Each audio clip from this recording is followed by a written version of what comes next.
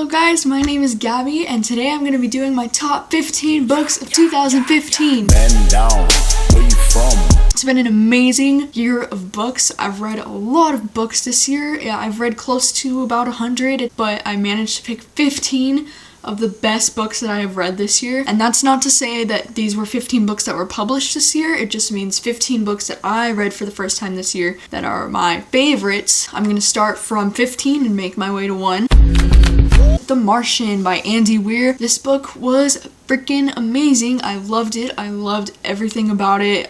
Mark Watney is one of the funniest characters I've ever read about. He has a million one-liners in this book and it's absolutely hilarious. Even though it does have a lot of sci-fi and it's very dense and difficult to read sometimes, he dumbs it down to you most times so that you really understand what's going on. And also this book has a great movie adaptation. The movie adaptation is so accurate and wonderful.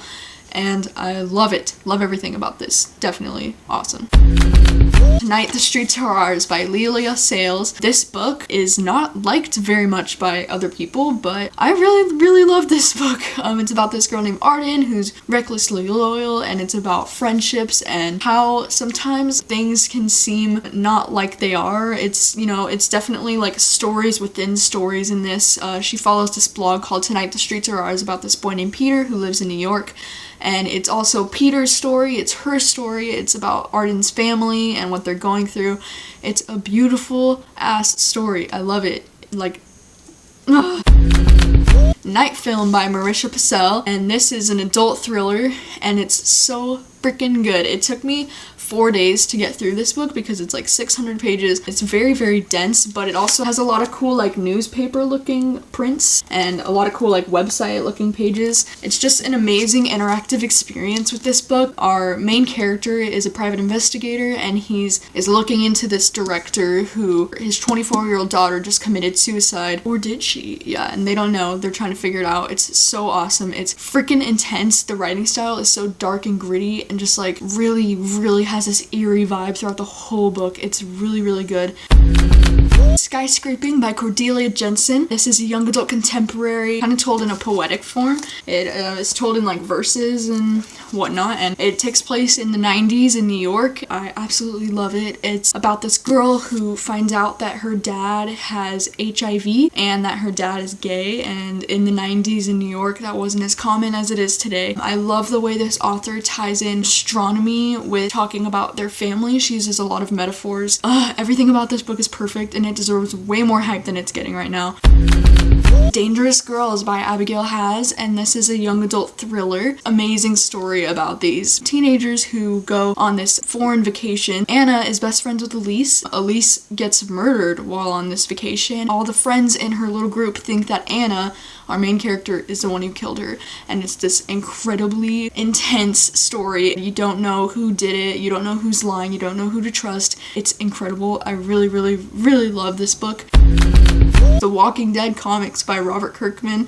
I recently read 24 of these volumes in like a week at the beginning of December. I was absolutely obsessed with them. I can't get enough of them. They're freaking amazing. If you love the show The Walking Dead, you'll probably most likely love these too. There's a couple differences from the show that are like crazy different. You know, the main storylines are really similar. It mainly does stay true to the show, but there are some crazy ass plot twists that are not in the show, and there's a lot of character changes that aren't in the show. Like some characters are very different. Oh my god, it's so good. It's my new favorite graphic novel series ever. Ignite Me and Unravel Me by Tahereh Mafi. I read both of these in May this year and I absolutely love them. Read Shatter Me actually last year and I wasn't a huge fan of it. Everybody in the whole wide world was telling me, oh my god, you have to read Unravel Me and Ignite Me because it gets so much better. Everybody was right. Oh my gosh, this trilogy got so much better with these two books. Were so good. And honestly, I think these made my list because of Warner. Warner is like my favorite character, and I love getting to learn more about Warner in both of these two books, but especially in this one. I definitely really love this trilogy. It surprised me a lot. November 9 by Colleen Hoover. It's freaking amazing. It's about this couple who decides to meet up every November 9th for the next 5 years, and they have no communication in between, and it's just this amazing, cute, adorable story full of amazing, surprising plot twists, just like Colleen Hoover is known for, and it's freaking so good. I love it. I adore it so much. A Monster Calls by Patrick Ness, and this is a somewhat graphic novel. I mean, there's like pictures in it. This book is an incredible, sad, beautiful story about this boy named Connor who his mom has been diagnosed with cancer and she's like slowly dying, and while all this is going on, he thinks that a tree outside of his house is a monster, and it's about how the tree and him start to connect, and the tree teaches him a lot about life, and it sounds really weird, but it's amazing and beautiful and made me cry like a baby at the end. I felt so emotionally connected to these characters, and it's such a beautiful story.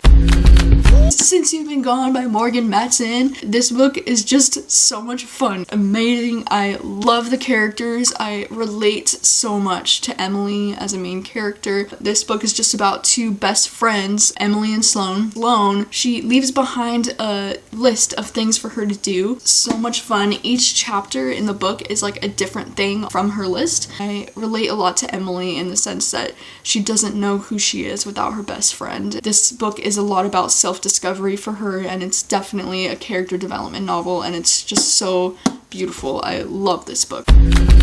We're getting down to the nitty-gritty. Number 5 on my list is Maybe Someday by Colleen Hoover. This book is about Sydney and Ridge. Ridge is actually a deaf guitar player. Sydney is this girl who lived across the street from him, and so it's this beautiful love story, and it involves music, and this book even has its own soundtrack online, if you can believe it. It's really, really cool. I love this book. I adore it so much. It's my second favorite Colleen Hoover book ever. My first is Ugly Love. It would have been on this list, but I read it last August, so I love this book. Winter by Marissa Meyer. This book was absolutely incredible. It's the 4th book in the Lunar Chronicles and the last book in the Lunar Chronicles. The Lunar Chronicles is like my favorite series of all time. 824 pages. It took me 4 days to read because I was wanting every minute of it to last forever. It's an amazing, incredible, epic love story and beautiful, beautiful fairy tale retelling. Cress and Thorn are my babies. I love them. And Cinder is epic and badass as usual, and this book was just phenomenal. I loved it so much. Attachments by Rainbow Rowell. This book is so freaking cute. It became my new favorite Rainbow Rowell book of all time. Oh my god, I relate to Lincoln a lot in the sense that he's kind of like a social outcast and he doesn't know how to put himself out there. It takes place in like the late 90s, like 1999, when email was just invented, so he has to, like, his job is to like monitor email. He falls in love with this girl through her emails to her best friend. I just think that that's insanely adorable. Their relationship is insanely adorable. Like, everything about this book is so cute. And I have a personal attachment to this because I finished reading this book on my 20th birthday this year. I love it so much.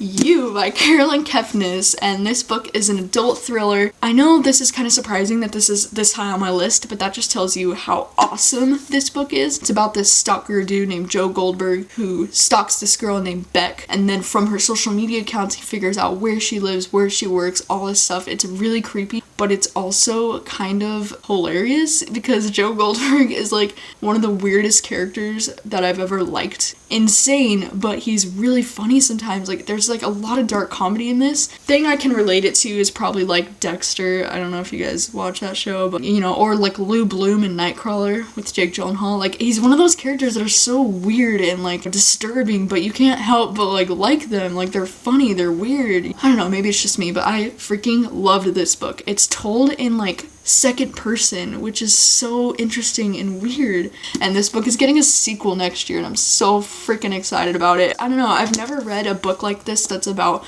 this guy like just stalking this girl so hardcore. I just thought it was so interesting. It's so fast-paced and fun. funny sometimes and dark. It's really dark, but it's funny, and I love it. I love it. Alright, and the number 1 book on my list of best books of 2015 is Before We Were Strangers by Renee Carlino. I absolutely loved this book. It was like the easiest 5 out of 5 stars I've ever given. Best way I know how to describe it is like The Notebook, but it's like a modern version. It takes place in New York City, and it's about this couple named Matt and Grace who met in college, and they had this adorable love story in their dorms and stuff. You know, he wants to be a photographer for National Geographic, and she's a celloist. They lose touch by some act that I'm not going to spoil for you, and then 15 years later, when they're both 35, they suddenly meet again in New York City. I can't even express it enough how much I love this book. It's just so great. I love New York City, so this book is very atmospheric in that way. Their love story just felt very raw and real. I can't. I love this book. I love it. Love it. It's number 1. Those are all of the books that are on my top 15 books of 2015. I had a great reading year this year. I read a lot of books that I loved. Some honorable mentions would probably be The Remedy by Susan Young, These Broken Stars. Another one would be To All the Boys I've Loved Before by Jenny Han. This one almost made my list. Simon vs. the Homo Sapiens Agenda, Confess by Colleen Hoover, Unravel by Callie Reed, and my last honorable mention is Forgive Me, Leonard Peacock by Matthew Quick. I want to know with you guys, what are your top 15 books of the year? Thank you for watching as always. I'll talk to you soon. You like to think that you're immune to the stuff. Oh yeah, you do. Another honorable Alright, number 5 is Maybe Someday by I just hit myself in the face. Whoa. Yes?